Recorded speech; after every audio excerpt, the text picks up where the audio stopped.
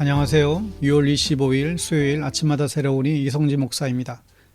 오늘은 6.25 전쟁 75주년을 맞이했네요. 이 땅의 평화와 통일의 길이 도래하길 소망하는 하루가 되시기를 빕니다.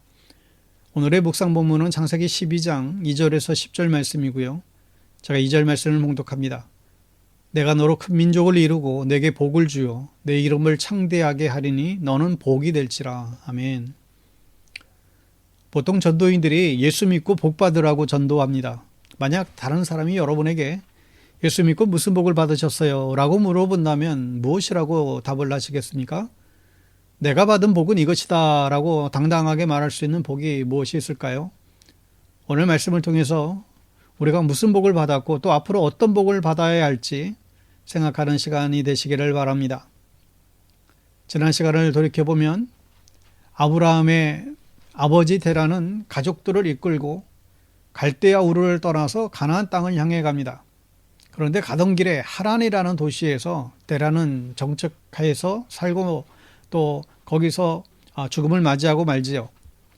하나님께서는 아브라함에게 하란을 떠나서 가나안 땅으로 다시 갈 것을 명령하십니다. 2절 본대로 내가 너로 큰 민족이 되게 하고 너에게 복을 주어 내가 크게 이름을 떨치게 하겠다. 너는 복이 근원이 될 것이다. 알려주지도 않은 땅을 향하여 떠나라고 명령하신 하나님께서 순종하면 주실 약속들을 보여주세요. 첫째가 큰 민족이 되게 하겠다. 그런데 정말 그 약속대로 큰 민족을 이루게 되죠. 아브라함의 자손들이 엄청나게 많습니다. 아브라함에게서 시작한 종교가 세 개가 있어요. 처음은 유대인들이 믿은 유대교, 또 이스마엘의 후손들이 믿고 있는 오늘 이슬람교, 또 우리가 믿고 있는 기독교, 총 3개의 종교가 사실 아브라함에게서 나왔어요. 하나님의 말씀대로 하늘의 별과 같이 자손들이 많아진다는 그 말씀이 그대로 응답된 것이죠. 두 번째 약속은 이름을 크게 하겠다. 사실 아브라함의 이름은 없어질 이름이었습니다. 그는 자식이 없었기 때문이죠. 당시 부모의 이름은 자식에 의해서 기억되었습니다. 누구의 아들 이러는 식으로 사람을 기억했기 때문이에요. 아브라함은 데라의 아들이었습니다. 근데 그 이후 자식이 없으면 부모의 이름은 잊혀지게 되는 것이죠. 그 잊혀질 이름인 아브라함이라는 이름을 하나님께서는 모두에게 기억될 이름이 되게 하셨죠. 아까 말한 새 종교에서 모두 아브라함을 아버지로 여기고 믿음의 조상으로 인정하고 있습니다. 세 번째는 복의 근원이 될 것이다. 근데 이 복의 근원이 된다는 게 뭘까요? 여러분, 우리는 이기적인 복을 생각하죠. 복 받고 잘 사는 것은 내가 다른 사람보다 많은 것을 받고 또 갖는 것을 소유하는 것으로 생각합니다. 나보다 더 많은 복을 받은 사람들을 보면 우리는 앞에서는 축하한다고 하지만 뒤에 돌아서면 또 낙심하고 좌절할 때도 있죠. 아브라함은 복의 근원이었습니다. 자신을 통해서 복이 퍼져가는 복을 받았어요. 여러분, 우리도 이러한 복의 근원이 되어야 됩니다. 여러분, 복의 근원이 된다는 말이 무슨 말이에요? 뒤에 잘 설명하고 있어요. 12장 3절에 보면 너를 축복하는 사람에게는 내가 복을 베풀고 너를 저주하는 사람에게는 내가 저주를 내릴 것이다. 땅에 사는 모든 민족이 너로 말미암아 복을 받을 것이다. 아브라함이 축복하는 사람에게 하나님께서 복을 주시고 아브라함을 저주하는 사람에게 하나님께서 저주를 내릴 것이라는 겁니다. 하나님의 복이 아브라함을 통해서 집행된다는 거예요. 축복의 능력을 주셨고 다른 사람의 저주를 막아주시는 능력을 주셨습니다. 여러분, 우리가 하나님을 잘 믿으면 우리에게 이 능력이 주어집니다. 우리가 누군가에게 축복을 하면 그 축복을 하나님께서 들으시고 그 사람에게 복을 주세요. 또 누군가 우리를 욕하고 저주하면 하나님께서 그 저주를 들으시고 그 사람에게 그 저주를 돌아가게 하십니다. 여러분, 우리에게는 아브라함 때부터 받은 축복의 능력이 있습니다. 그러나 우리가 누군가를 욕하고 저주하는 능력은 없어요. 이거를 저주하는 그 능력을 주신 적이 없어요. 그러므로 우리는 만나는 이들마다 여러분, 우리 축복하며 사시길 바랍니다. 또 그렇게 축복하는 가정이 되시길 바랍니다. 저주하면 어떻게 된다고요? 저주한 사람에게 그대로 돌아가게 되어 있어요. 혹 남이 나를 저주하고 욕하면 여러분, 그걸 가지고 거품 불고 화내지 마세요. 그 저주와 욕은 어디로 돌아간다? 그 사람에게 돌아간다는 거예요. 그러니 그를 불쌍히 여기시고 오히려 우리는 그냥 축복하셔야 합니다. 저주의 말, 욕은 여러분 입에 담지 마세요. 그대로 나에게 이루어지게 됩니다.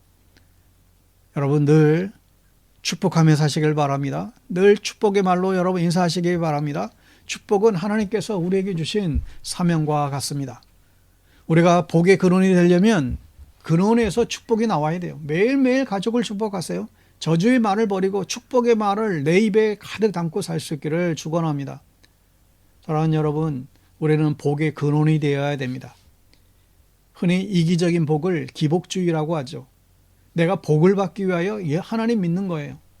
하나님을 잘 믿는 순서대로 복을 받게 된다라고 여기는 것이죠. 그러나 기복주의는 성경의 가르침이 아니에요. 생각해 보세요. 누가 나하고 친하려고 해요. 그런데 그 목적이 나를 잘 이용해서 자기 이속을 챙기려고 하는 것이라고 한다면 기분 좋으시겠어요?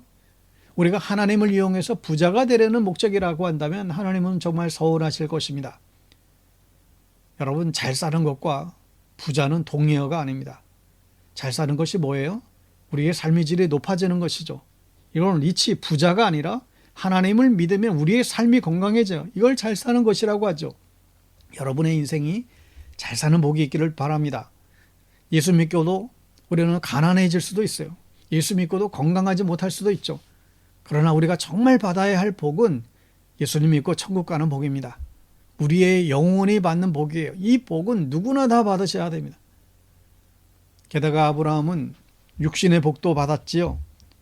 5절에 보면 아브라함은 아내 사레와 조카 롯과 하란에서 모은 재산과 거기에서 얻은 사람들을 거느리고 가나안 땅으로 가려고 길을 떠나서 마침내 가나안 땅에 이르렀다.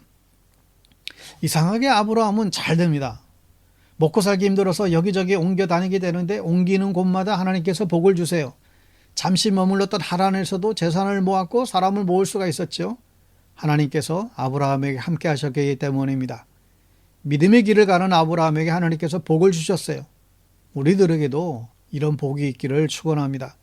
당신의 영과 육이 복받기를 진심으로 바랍니다. 늘 축복하며 사세요. 우리는 축복의 사명을 갖고 태어났습니다. 축복합니다. 당신의 이름으로. 우리가 늘 주일마다 그렇게 찬양을 하잖아요. 아브라함은 그 이후 계속해서 장소를 옮겨 다녀요. 왜 그래요? 두 가지 이유죠. 아직 아브라함이 정착하지 못했어요. 자기 집을 정하지 못했어요. 벌써 가나안 사람들이 다 정착하고 있었기 때문에 갈 곳이 없었죠. 그런데 아브라함은 옮겨 있는 곳곳마다 제단을 쌓아서 바치고 예배를 드렸어요. 자기 집보다 제단을 먼저 쌓았어요. 그 외에 아브라함은 보잘것이 없었는데 그는 가는 곳곳마다 예배를 잘 드렸습니다. 하나님께서 이런 아브라함을 기뻐하셨지요. 그래서 하나님은 아브라함에게 나타나셔서 내가 너희 자손에게 이 땅을 주겠다. 그리고 아브라함은 거기에서 자기에게 나타나신 주님께 제단을 쌓아서 바쳤다. 하나님의 약속을 그는 붙잡고 다 같이 모여 예배를 드렸죠. 이 예배드림이 그들에게 기쁨이고 능력이 되었습니다.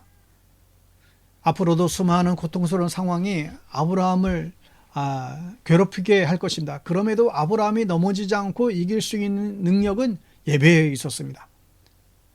여러분, 예배가 능력이에요. 힘겨운 삶 가운데에서도 우리가 정말 의지해야 될 것은 바로 하나님이고 예배입니다. 그러니 예배를 사모하시고 예배의 능력을 경험하시기 바랍니다. 아브라함처럼 괴로운 상황 속에서도 예배로 능력을 얻는 저와 여러분 될 수 있기를 축원합니다.